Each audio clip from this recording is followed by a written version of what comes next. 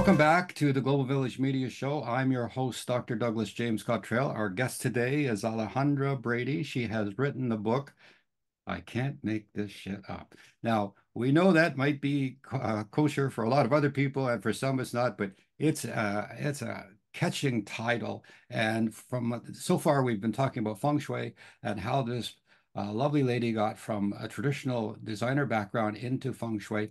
And now in this segment, we're going to talk more about her spiritual illumination and how the angel, Archangel Michael, came to her and some of the events that happened to her. And then we're going to talk a little bit about Egypt.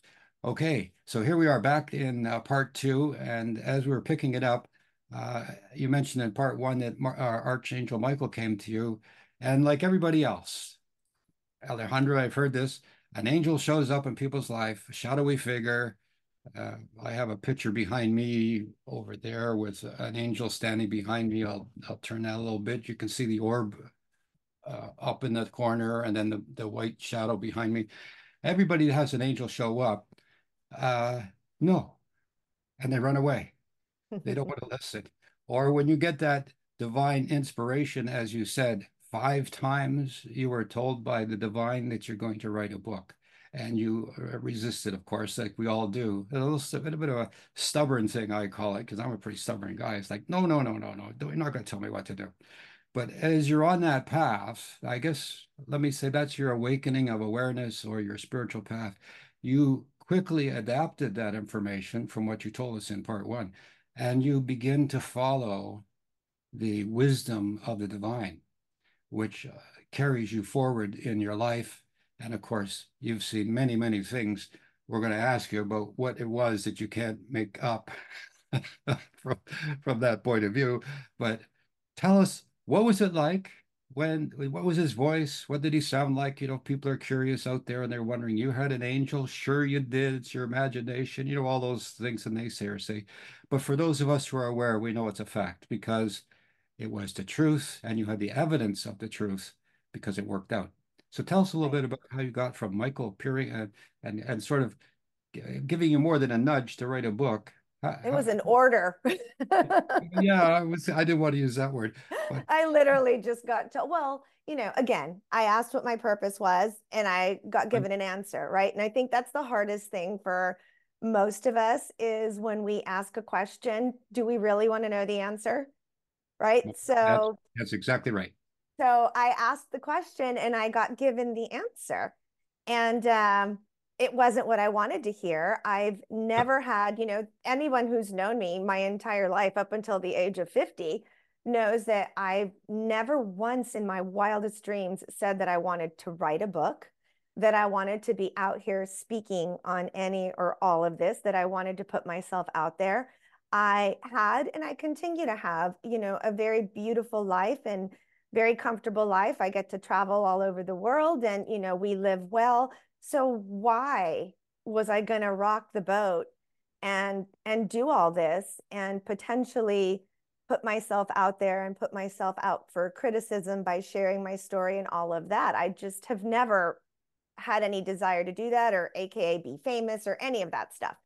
Well, So it's as you a know, the price big of ask. fame is criticism. So, you had to do it, and you had to be brave enough to do that. And But that was the those are good hardest part. questions. Yeah, of course, of course. But you did it, I did. and it's not so bad. You're famous, right? You're not so It's bad. it's it's interesting. I'm in a very interesting point. Yes, I'm in a very interesting point. I think that there's some interesting things that are coming, some bigger things that are coming that again I'm going to be pushed out of my comfort zone for. And so now instead of saying no when they guide me to do something else, I just say, Okay. okay, it has to be only in of the light. It has to be in everyone's highest and greatest good. And you guys have to have my back and show me how to do it, because I am truly just a vessel at this point. I say that even every time that I'm interviewed. I say a little prayer before I come on, and I'm like, please let what comes through me be what this particular audience needs to hear and what they can benefit from. And sometimes I'm very surprised, if I listen back to an interview, I'm like, oh, I talked about that. And I'll not remember because a lot of this is just them talking through me to you and to your audience. And I Yeah. kind of love that now. Well, that's where I'm getting little questions every now and then. I interrupt you. They're popping in my head. So Yeah. it's part of the lifestyle, to tell the truth. It's part of being aware. Being aware, in my opinion, is you're opening your eyes up where you were going through the world with your eyes closed. And all of a sudden, there's so much more out there. So you've done the proper thing. Number one, you have to ask. If people say, "How do I be successful? How do I be like you? What about this? What about that?" And I say, well, first of all, ask. If you can ask definitively what you want, that's half the battle. And then the second thing is accepting what is given to you. Hmm. Because, Alejandra, I've found that it's never a straight path. Oh It's gosh, no. back, toe. And it never, the spiritual world gets you to where you need to go, but not in a straight line. And we're all impatient. You were at 50, which is 49 is the end of a 7-year cycle. So the first 7 cycles was over, and you started another 7-year cycle Hmm. and went through that. So people who study numerology and things like that could see, yeah, that was the right time for you at that time when you changed your life and changed your life greatly. And as we go back to it, so tell people what it was like to hear this voice or this command and how it guided you to write this book. And what are some of the, give us a little few tidbits in the book to tantalize our audience as to what happened to you. Sure. Well, it was a man's voice. I was meditating and I am very clairaudient. And that was another thing. At that point in time, I also did not have the correct terminology. So I had to work with healers and teachers to teach me these words and teach me this terminology. But I am highly, highly clairaudient. So as I was meditating, this voice came to my right ear. It was definitely a very strong male voice and just said, "You're going to write a book." That's literally all it said. The A voice said short to me. phrase, right? Yes, because I asked the question, what is my purpose? And I Right. think more than I wasn't asking, how am I going to make more money? How am I going to be successful? I asked, what is my purpose at this point in time, on this planet? What am I here to do now? Because I just really don't know where I'm going. So it was a very specific question. And I think that's why I received a very clear answer, because I was asking for a purpose and how could I serve. And it was the same voice, same tone of voice. It was a deep voice, but I didn't see anything. It was just the voice. And it was the same voice every day when I asked. And of course, the first day I opened my eyes and looked around, I thought somebody was in the room. And of course, there wasn't anybody.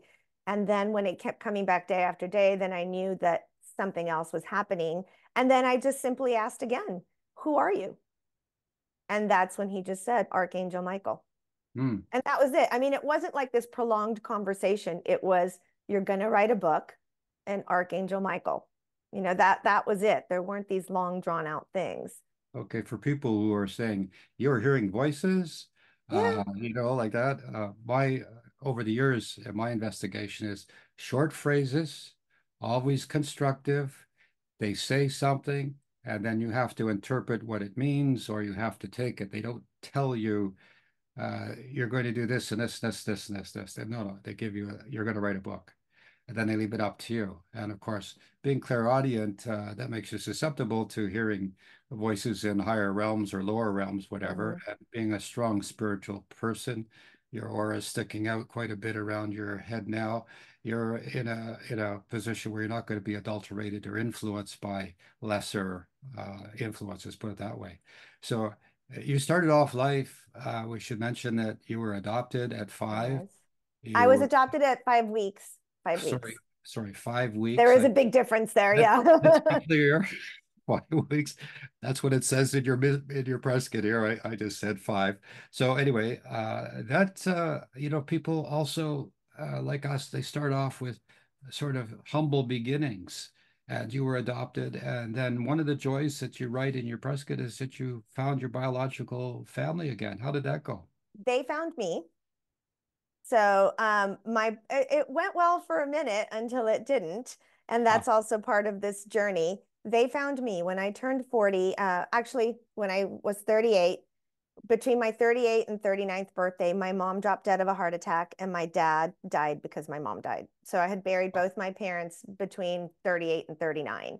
I'm so sorry. And I was just coming out of that funk, cloud, depression, grief, whatever you want to call it. It was a hard 2 years that I was very angry. Um, when I received a letter, and it was from a private investigative agency, and they said that these people had been looking for me for 20 plus years. I was a sealed adoption in 1967 when my parents got me. And my dad used to like to joke, it's like you started off expensive and it never stopped. So I'm like, sorry. But, to seal an adoption was a big deal back then. And my parents felt very strongly that they didn't want somebody coming back in after giving me up, I was going to be theirs. And again, it was the 60s. It's a different time. It was all about assimilating and all of that stuff. But they did always tell me I was adopted. So I always knew. And so the reason this was a shock was because I could care less. I'd never wanted to find any of my biological family. It had just never interested me. I know that a lot of adopted children have that need, like something's missing. I just didn't. So it wasn't a thing for me. So the one caveat that I'd always said is because of how my parents raised me was, I understand she was a 17-year-old girl who got pregnant by her high school boyfriend. I raised a 17-year-old child. Our son's almost 30 now. I understand the 17-year-old mindset. You make mistakes. So I always had empathy. I always felt grateful that she chose to go ahead and go through with the pregnancy and then give me up, which I later found out from her, was a very challenging thing to do, but it gave me a better life, right? Than some 17-year-old rejected by your parents. Gave them a better Kind life of too. trying to figure out life on the street at this point, right? So she did what was in my best interest, and I was always grateful for that. So my caveat had always been anytime anybody asked me, oh, do you want to find your biological? I'm like, nope, not interested. However, if she ever comes to find me, I'll be open. Well, I mean, I never thought that was actually going to happen. So when it did, it kind of threw me for a loop. So to make a long story short, because I do talk a lot more about it in the book, and I wanted to put that part in the book because I felt it was very important. With this ancestry.com and all these DNA services, this stuff is happening a lot more. And I think that people need to understand that you need to be prepared and you really need to take time. I went into it, as I say in the book, with my heart open and my eyes closed. I should have taken a little more time, but my parents had just died. This is 2 years after, so I'm just coming out of that fog. The thought of having a mom again was very enticing. The thought of seeing what I looked like and other people that looked like me, it was just very overwhelming. And they were lovely, and they are lovely people. But somewhere along the line, as my journey unfolded, so I had 10 years with them before my journey unfolded from 40 to 50. And there was stuff that happened that here and there. But, again, it's a transition. These people are strangers. Just because we share DNA doesn't mean I know them. But as my spiritual gifts started unfolding, I decided to share with my mother and her husband. And we were standing at the kitchen counter having coffee at their home. I had gone to visit them, and I opened my journal because I'd just gotten back from Miraval, which is just a beautiful spiritual place in Tucson, Arizona. And I'd worked with teachers for a full week, like 6 days. And I shared with her what they were saying to me about my journey and that I was clairvoyant, clairaudient, clairsentient, the gifts that I had, that I was a light worker, all of these were the words that they were using with me. And her husband excused himself, walked out of the room, came back a few minutes later, handed me a sheet of paper that was warm still from the printout. He'd made a copy. And on that sheet of paper, it said that people who claim to be clairaudient, clairvoyant, any of the clairs, Uh-oh. are of the devil. Uh-oh. It's divination and it's of the devil. And I just looked at him. I can't even imagine what the look on my face was. And I'm like, so you're saying I'm of the devil? Because I kind of feel like I'm the opposite here. And he just said, well, all I'm saying is, and he had a way he always says this. And I don't talk to them anymore. But anyway, he would always say, let me just tell you something. Let me just tell you something. And then he went on to spout off for verses from the Bible, basically telling me that I was evil and of the devil and everything else. And in the meantime, I'm looking at my biological mother like, hello, are you going to say something here? And she's looking at the kitchen countertop like, somebody just given her a gold watch. Like it was the most interesting thing in the world, and didn't say a word, didn't stick up for me. Needless to say, it was a very awkward day until it was time for me to leave. I couldn't get to the airport fast enough. And that kind of was the beginning of the end of our relationship. They have very strong religious beliefs, and I've never said a word about what anybody believes or doesn't believe. I don't think that it's the same as being spiritual. I think that they're two different things, and I think you can be both.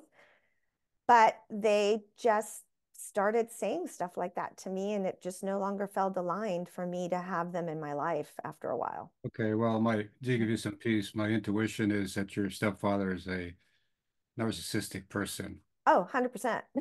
And the idea that they were criticizing your spiritual beliefs by quoting things out of the Bible and whatnot, that's very, I say, fundamental kindergarten stuff. Uh, if they, your comeback for that at any time is to say, well, go to the book of Corinthians, and St. Paul talks about spiritual gifts, and they talk about basically the spiritual gifts you're exhibiting and become quite proficient in. Prophecy is the command of the Christ that everybody should be prophetic and everybody should be a spiritual healer. Those are commandments. Uh, those are Sorry, command. sorry, sorry. Yep, just keep going. It's okay. So those are commandments about anybody who's on a spiritual path.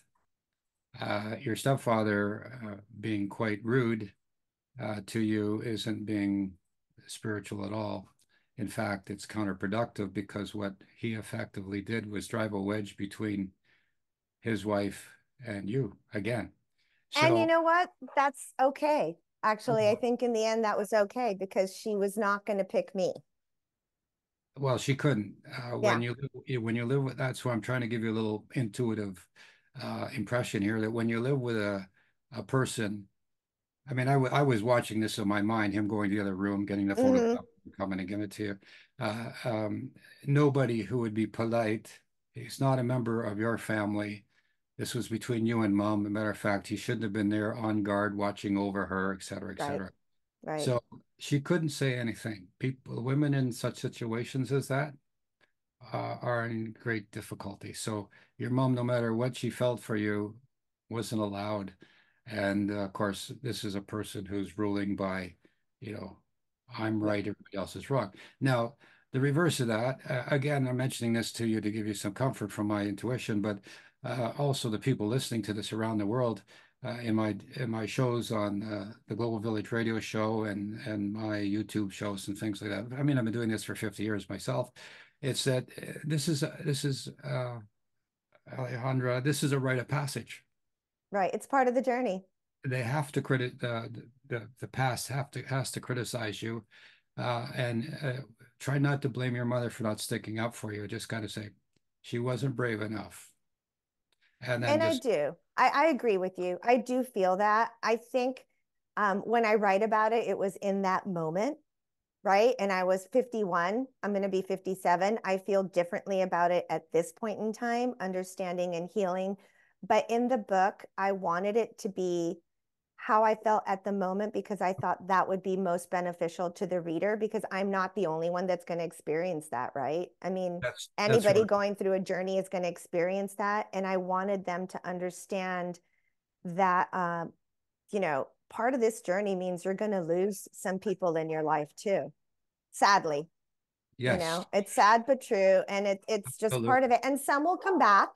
I've had some that come back, and then I've had some that just they're gone, and that's just it. They're gone. Well, they're still asleep, and you woke up. Uh, Yes. And that's their journey this lifetime. that's right. And that has to be okay too, right? Because not everybody is going to wake up at the same time. I mean, I have very close friends who don't want to hear a word about any of this. And I have to be okay with that too. well. There uh, many times has that happened in my life. If you read about uh, uh, Yeshua to Christ. His family rejected him, his friends rejected him. And even at the most important time in his life, when he was about to be arrested in the garden, his closest friends didn't even didn't even stick around. So part of the spiritual journey, part of the path, everything you've described today and you recounted in your book, people should read your book. I can't make this shit up. It's like it's if they want to be on the path and they listen to your journey, they're going to see that similarities happen to them. And as a lecturer or teacher, when I talk about these things, as we're talking today, it's like, yeah, you can expect that the people you thought were your friends will be the first ones to leave. The Hmm. people you never expected to be your friends will be the ones that stand up for you.